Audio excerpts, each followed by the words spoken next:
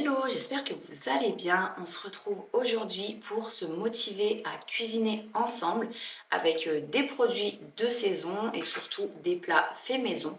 Donc on va préparer 3 plats et un dessert. Là le but c'est vraiment d'être tranquille en ce qui concerne la cuisine pendant 3 jours. Il est 9h20 ce matin, comme d'habitude, je me suis occupée des enfants. Là, je viens de rentrer, je me suis fait une petite infusion thym avec du miel et du jus de citron. Parce que je me suis réveillée avec un petit mal de gorge et j'ai pas envie que ça prenne trop d'ampleur. Et quand je me fais cette petite tisane, je ressens tout de suite une amélioration. Je trouve que c'est trop bien, c'est naturel en plus, donc voilà, c'est l'idéal. Je me laisse 20 minutes pour boire ça. J'ai un petit coup de téléphone à passer parce que hier j'ai réabonné Tom aux premières belles histoires, mais je voulais poser une question. Et ensuite, je vais prendre 5 minutes pour mettre un peu d'ordre dans la cuisine parce qu'il reste des choses de ce matin, du petit déjeuner. Comme ça, je me mets bien en place. Et puis, on attaque la préparation des plats. Je vais vous dire juste après ce qu'on va préparer. Si mes vidéos vous plaisent, que vous souhaitez me soutenir, n'hésitez pas à vous abonner. Pour vous, c'est vrai que ça ne change rien parce que dans tous les cas, vous avez accès aux vidéos qui sont gratuites, que vous soyez abonné ou non. Mais pour moi, les abonnements, ça change tout. Ça change tout pour la chaîne et pour le référencement des vidéos. Donc voilà, un grand merci aux personnes qui s'abonneront. À tout de suite! Come closer so that we can be together. Everything that has been don't matter no more. We've burned it. All those whirlwinds can't touch us no more. We've earned it. Ça y est, on attaque, il est 9h40 et on va commencer par préparer le premier plat qui est une quiche aux légumes d'hiver et à la mimolette. À la base, je voulais la faire avec du vieux cheddar, vraiment le bon cheddar, pas celui qu'on met dans les burgers en tranches. Ça, moi personnellement, j'aime pas du tout. Mais il n'y en avait plus quand j'ai commandé mes courses, donc ce sera avec de la mimolette, en sachant que vous pouvez choisir le fromage que vous voulez. Si vous préférez mettre du comté par exemple, il n'y a pas de souci. Dans un premier temps, on va préparer les légumes. Pour ça, on aura besoin d'un gros blanc de poireaux, de 2 carottes. Moi, je les ai prises bio, comme ça, j'ai pas besoin de les éplucher. Et un morceau de potimarron. Donc moi, mon potimarron n'est pas très gros. Je pense que je vais mettre à peu près la moitié. Du coup, je vais les laver, les couper et commencer par faire revenir à la poêle dans de l'huile d'olive les carottes.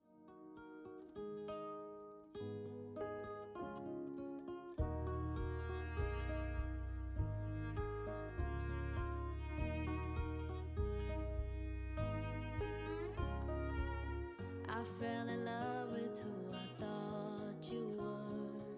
Someone who'd never wanna see me hurt. But I was fooled by all your vows and words. No longer. We built a house when we were 21. Now I know I ain't never felt like home. Who can predict the future when they're young? Ooh, I wonder. You call and keep on asking. Les carottes sont en train de cuire à feu moyen, donc je vais les laisser une dizaine de minutes en remuant de temps en temps. Et pendant ce temps, je vais préparer le potimarron que je vais ajouter juste après. Is it too late for us? The answer I keep giving. Isn't it obvious? Our love has turned to nothing. But before I go, you should know. Should know. You owe me years and years of happy times. You owe me tears and tears, 'cause I'm all out. Maintenant qu'on a ajouté nos petits dés de potimarron aux carottes, on va émincer le blanc de poireau et on va venir l'ajouter à son tour dans la poêle, puis saler et poivrer, bien mélanger et laisser cuire à feu moyen, toujours bien couvert. Et je pense que j'ajouterai peut-être un petit fond d'eau pour que ça accroche pas. You were the worst kind of pain, but you were the pain that I needed to change. So I owe you two.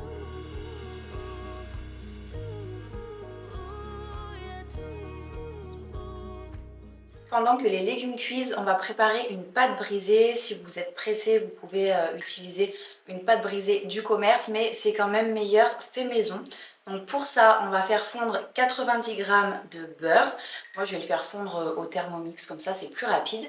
Et ensuite, on va ajouter un peu de sel, 190 g de farine, bien mélanger le tout. Et pour terminer, on mettra un petit filet d'eau, histoire de pouvoir former une boule avec la pâte. You call and keep on asking, is it too late for us? The answer I keep giving, isn't it obvious? Our love is turned to nothing. But before I go, you should know, should know. Nos légumes sont toujours en train de cuire, donc pendant ce temps, on va venir étaler la pâte, la mettre dans un moule à tarte et préchauffer le four à 200 degrés, comme ça, le temps que la cuisson des légumes se termine, le four sera chaud. Et entre temps aussi, on va préparer l'appareil à quiche. Du coup, c'est tout simple, il suffit de battre 2 œufs avec 20 centilitres de crème liquide, de préférence entière, un peu de sel, un peu de poivre. You owe me years and years of happy times. You owe me tears and tears, 'cause I'm all out.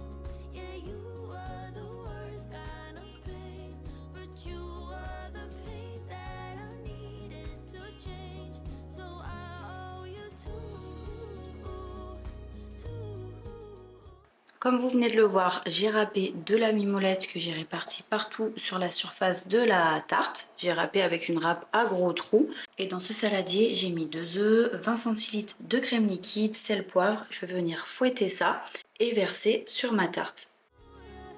They say the honeymoon is just a phase. I found out in the worst of ways, but you were the best of mine.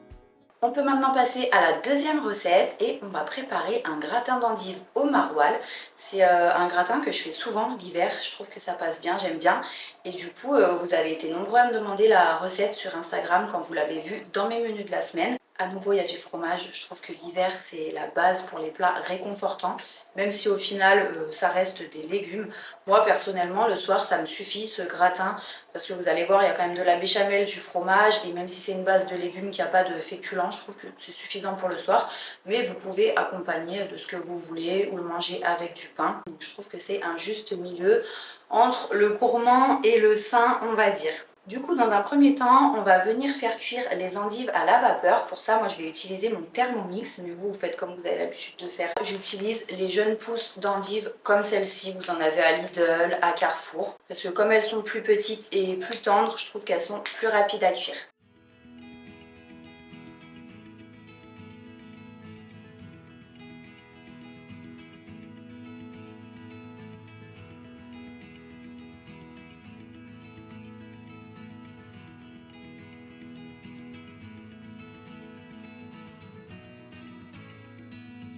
Je vais lancer la cuisson, donc j'ai enlevé les 2 premières feuilles des endives, j'ai toujours lu qu'il fallait faire comme ça, je sais pas si vous les enlevez, vous les 2 premières feuilles. N'hésitez pas à me dire, j'ai creusé un petit peu la base.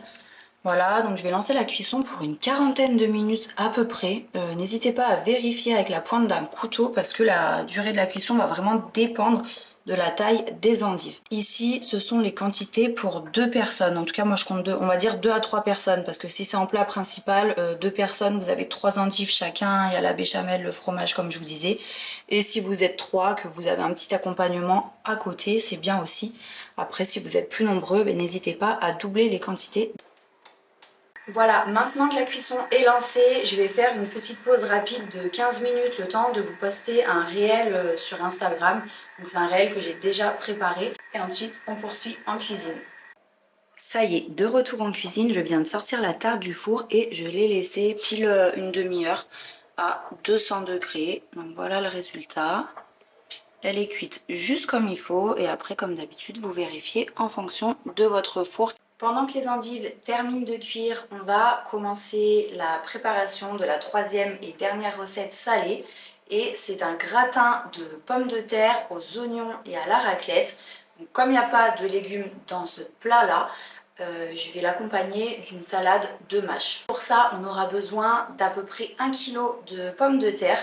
Moi, j'ai 950 grammes, mais bon, ça ne change pas grand-chose. Donc il faut avoir lavé ces pommes de terre avant de les éplucher parce qu'ensuite on va venir les éplucher, les couper en tranches et à partir de là, il ne faudra pas les rincer pour pouvoir conserver l'amidon des pommes de terre et avoir une sauce qui épaissit bien, qui est bien onctueuse.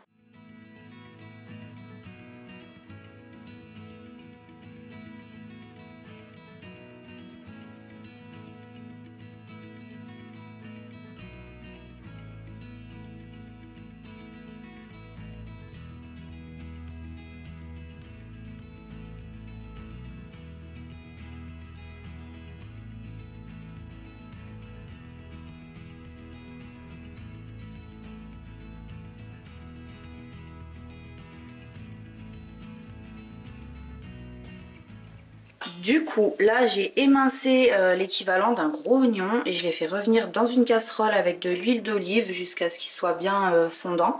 Et là je vais ajouter mes pommes de terre tranchées. Entre temps, les endives ont fini de cuire, j'ai rajouté juste 5 minutes. Donc au final, je les ai fait cuire 45 minutes au total.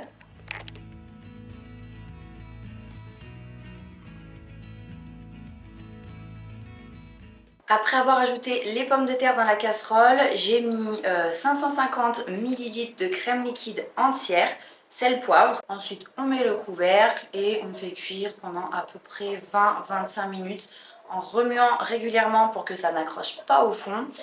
À très petit bouillon, vous voyez, vous mettez sur feu doux parce que la crème, tout de suite, surtout si vous mettez le couvercle, ça peut vite déborder. Donc il faut vraiment des très petits bouillons, comme ça n'accroche pas, ça ne déborde pas. Et pendant que ça cuit, je vais terminer du côté des endives. Donc, je vais les mettre dans un plat à gratin. Sur chaque endive, je vais déposer une petite tranche de maroilles. Donc moi, j'enlève la croûte parce que je trouve que c'est trop fort. Mais vous pouvez la laisser, c'est selon les goûts. Et ensuite, je vais préparer une béchamel que je vais venir verser par-dessus. Et je vais mettre au four à 200 degrés pendant à peu près 20 minutes.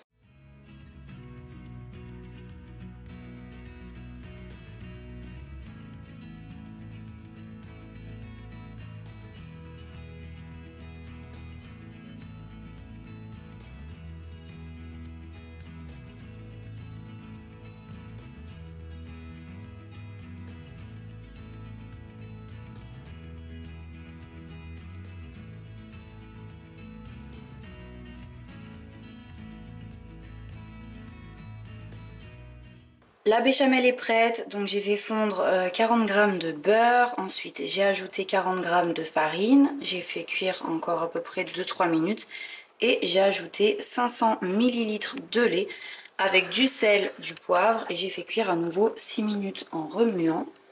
Et là c'est parti, je viens la verser sur mes endives, sur les tranches de maroilles.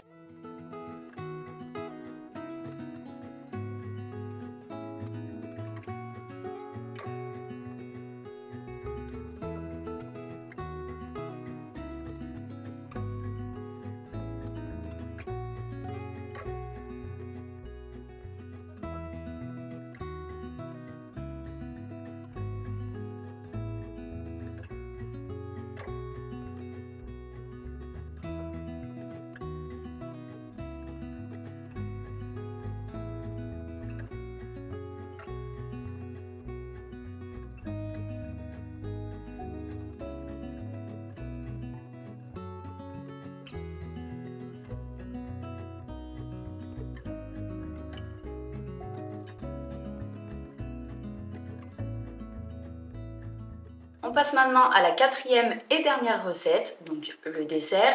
Et en ce mois de février, donc le mois de la Chandeleur, de Mardi Gras, des bunes, des gaufres, des crêpes, des beignets, j'ai décidé de faire quelque chose qui reste dans le thème, on va dire, mais un peu plus léger en apportant des fruits. Donc on va faire des crêpes épaisses aux pommes. En plus de ça, les pommes, c'est de saison, donc c'est parfait. Pour ça, on aura besoin de 100 g de farine. J'ai pesé déjà tous les ingrédients. 25 centilitres de lait, 2 œufs et l'équivalent de 2 sachets de sucre vanillé. Je n'en avais pas, donc ce que j'ai fait, c'est que j'ai mis 2 cuillères à soupe de sucre dans un petit ramequin. et j'ai ajouté de la vanille en poudre. Et pour finir, on aura besoin d'un quart de cuillère à café de levure chimique et une pincée de sel. Dans un premier temps, on verse la farine dans notre saladier. On ajoute un petit peu de levure chimique, une pincée de sel. On mélange un peu tout ça et on fait un petit puits au centre dans lequel on va venir casser les œufs.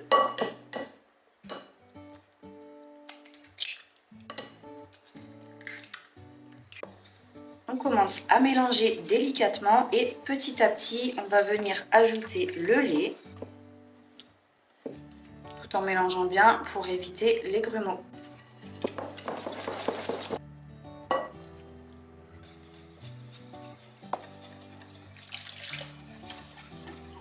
Pour finir, on ajoute le sucre.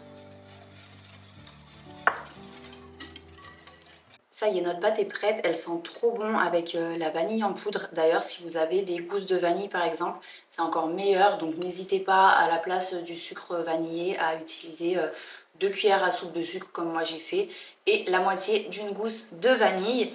Maintenant, on va la mettre au frigo pendant 1 heure pour qu'elle repose et pendant ce temps, on va s'occuper de la préparation des pommes. Pour les pommes, rien de bien compliqué, donc on va venir couper en tranches 3 belles pommes. C'est des granny qu'il faut normalement, mais moi j'avais que des Canada, du coup j'ai pris des Canada, mais c'est vrai qu'elles se tiennent moins bien à la cuisson, donc il faut se méfier quand même. Là elles ont un peu noirci parce qu'en fait je les ai coupées tout à l'heure avant de préparer la pâte. Et je fais fondre dans une grande poêle 20 g de beurre. Et puis je vais venir mettre mes pommes dedans pour les faire revenir à peu près une dizaine de minutes à feu moyen. Et je vais ajouter également en fin de cuisson 3 cuillères à soupe de sucre.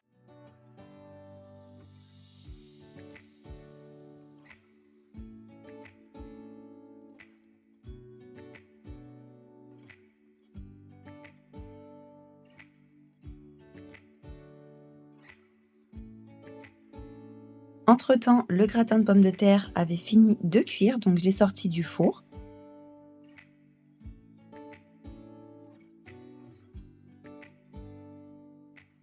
Et voilà ma petite assiette pour ce midi. J'ai mis de la mâche avec et le gratin est ultra crémeux. Voilà, je vais faire une pause pour manger ça. Et ensuite on terminera avec la cuisson des crêpes. Voilà, ça fait 1 heure que la pâte repose. J'en ai profité pour manger entre temps, mettre un petit peu au clair la cuisine. Pour la cuisson des crêpes, je vais utiliser une petite poêle. À la base, je prenais cette poêle là. Donc si vous utilisez une grande poêle, ça vous fait à peu près 4 crêpes. Et donc comme là elle est plus petite, je pense que je vais en avoir à peu près 6. Donc c'est tout simple, on va venir verser un petit peu de pâte dans le fond de la poêle. Ensuite on va déposer quelques lamelles de pommes et on va couvrir à nouveau d'un petit peu de pâte. Ensuite quand c'est cuit en dessous, on retourne, on fait cuire de l'autre côté comme une crêpe classique. Et c'est prêt. Moi j'adore servir avec un petit peu de sucre sur le dessus. Directement après la cuisson, comme ça la crêpe est encore chaude, et mettre une boule de glace vanille parce que moi j'adore le mélange chaud-froid, je trouve que c'est trop bon. Et le fait de mettre un peu de sucre tout de suite après la fin de la cuisson, ça apporte un petit côté croustillant qui est hyper bon aussi. Plus la glace vanille, l'acidité des pommes, c'est excellent et ça fait des années que je n'ai pas fait cette recette. Ça remonte à quand je faisais mon blog de cuisine en fait, donc je peux vous dire que ça fait vraiment longtemps.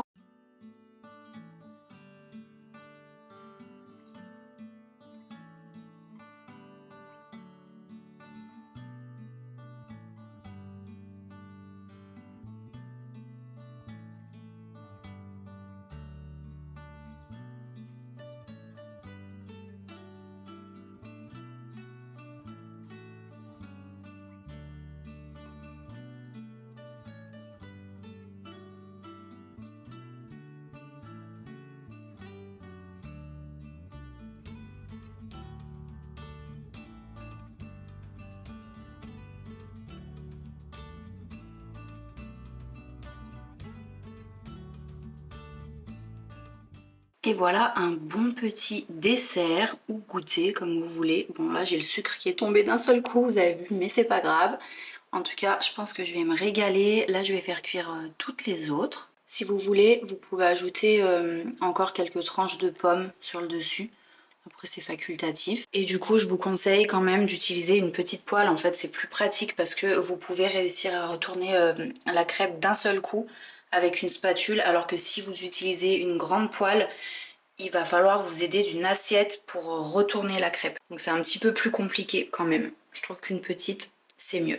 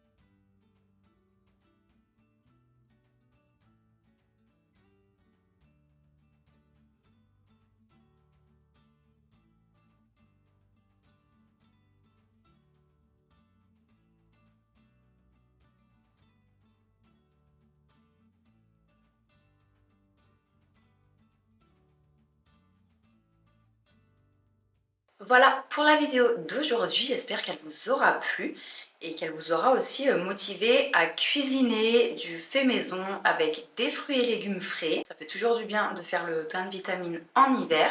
Je ne sais pas encore s'il y aura une vidéo en milieu de semaine prochaine, donc je vous tiens informé sur Instagram. Sinon, n'hésitez pas à venir faire un petit tour au cas où sur la chaîne ou à activer les notifications YouTube. Dans tous les cas, on se retrouve le dimanche à 14 h comme toujours et peut-être en milieu de semaine. À bientôt!